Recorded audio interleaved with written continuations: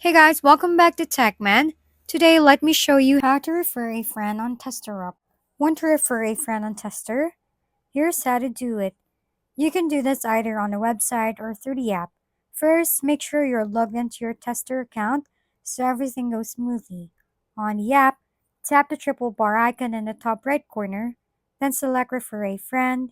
Once you're there, you'll see your unique referral link.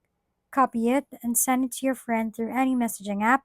When they open your link, it'll guide them to create or log into their own Tester account.